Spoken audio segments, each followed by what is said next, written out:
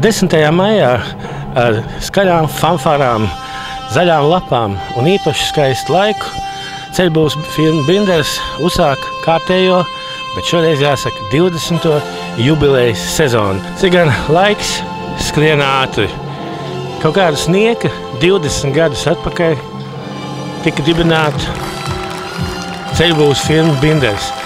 Arī mūsu valsts īstenībā tikai knapas 3 gadus vairāk ir spējis pastāvēt te uz otro reizi kā brīvvalsts. Pirmkārt jau apsveicam un, kā saka, apsveicam ar to, ka mazulis šīs 20 gados ir pieņēmies spēkā un, kā saka, apaļumos varen ņipras. Kā jūtās pats jubilārs? Jubilārs šajā gadījumā ir Binders, lai nebūtu domstarpības. Ja. Jubilārs jūtas ļoti labi. Jubilārs tiešām jūtas spēcīgs, apvēlies. Jubilārs ir izgājis, kā tautā saka, caur uguni un ūdeni. Varbūt tas arī ir tas, kas ir norūdījis jubilāru. Mēs šobrīd jūtamies droši, komfortabli, un mums šobrīd nav nekādu domu vai šaubu par to, ka mums nākotnē būtu gaidām kaut kāda īpaši liela satricinājuma. Šī laikā bija vismaz 3 grūti momenti. Pats sākums, Krievijas krīze un lielā pasaules krīze. Vai kādā no šiem momentiem nenāca prātā doma, ka kāda vēla priec ar šito visu sasējamies? Binders ir vienmēr bijis slavens ar to, ka viņš nekad grūtību priekšā nav nolaicis rokas, bet vienmēr ir saulaicīgi jau pratis paredzēt šādas situācijas. Un pat ja tad kādreiz nav varējis saulaicīgi paredzēt, tad tajā situācijā, kurā viņš ir nokļūst, viņš vienmēr ir izķepurojies un vienmēr atradis pareizos lēmumus, pareizos ceļus, pareizos risinājumus. Es gandrīz vai no sevis piebilstu, Binders nekad nav pieņēmis jautājums, kuru, kā saka, dažādas risinājuma formas varētu novest pie letāla iznākuma. Tātad vienmēr ir bijis kaut tāda rezerve un veselais saprāts pie lēmumu pieņemšanas. Man tad ir jāsaka tā, Binders bija, ir un būs. Ceļos nelokāms. Tieši tā. Šodien arī te jubilejas reizē uzvārot pirmo asfalta kravu, atkal tika runāts par kvalitāti. Tā ir tagad, es negribētu viņu saukt par jājam zirdziņu, bet katrā gadījumā aktuālā ikdienas tēma ceļu būvs kvalitāte. Bet es ļoti labi atceros, ka šī pat Bindera laboratorija, kur šodien visi apmeklē un apstījās, viņi uzbūvēja tajā laikā, kad Binders taisīja pirmos ceļus par Eiropas naudu, kad Latvija vispār vēl nebija Eiropas Savienībā. Man tā liekas, ka Binders par kvalitāti visu laiku izrūpēja. Pirmkārt, tas nav jājams zirdziņš, tā ir dzīves nepieciešamība. Ceļiem ir jābūt kvalitatīviem Latvijā un vēl jau vairāk tiem ceļiem, ko ir būvējis Binders. Un es jau savā ievadrunā teicu, ka mēs jau vairāk gadu garumā esam uzsākuši šo te kvalitātes uzlabošanas programmu. Un kā pirmais bija tiešām šī te laboratorija, ko mēs izveidojām.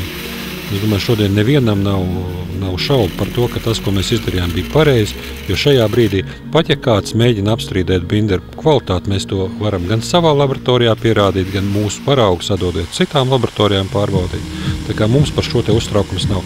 Tomēr, katrā darbā mēdz gadīties kļūmes, tad es tev varu pateikt to, ka visas kļūmes, kas ir gadījušās mūsu darbā, Binders ir izlabojis uz savu rēķinu, un Binderam šie te līguma nosacījumi, kurus Binders ir uzņēmies, būvējot ceļus, viņi ir tik stingri, ka mums nav iespējas ne pa labi, ne pa kreisi. Mums ir jādara tā, kā mums ir pasūtītājs uzrakstījis, un mēs arī tā arī darām.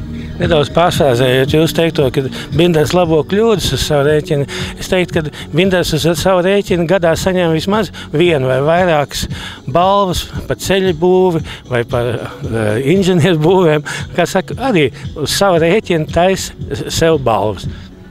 Mēs netaisam uz savu rēķinu balvas. Ar savu darbu saņemam balvas. Mēs saņēmām balvas gan par Lielvārdes lidlauku, gan par Daugavpils transporta mezglu, gan šogad saņēmām par Liepājas ganību un zirņielu, gan, kā tikko dzirdējām, tātad saņēmām par Kaplaus ceļu arī 2. vietu kvalitātes ziņā. Tā kā es domāju, ka Binderam nav šobrīd jākautrējas par to, ko viņš dara, kā viņš dara un cik viņš dara.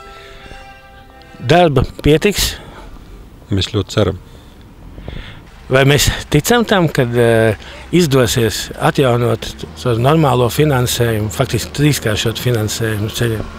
Tad, ja visi turpmākie satiksmes ministri būs tādi kā šis satiksmes ministrs, kurš par prioritāti izvirs ceļu sakārtošanu, es domāju, ka tad mēs drīz vien brauksim pa lieliem ceļiem.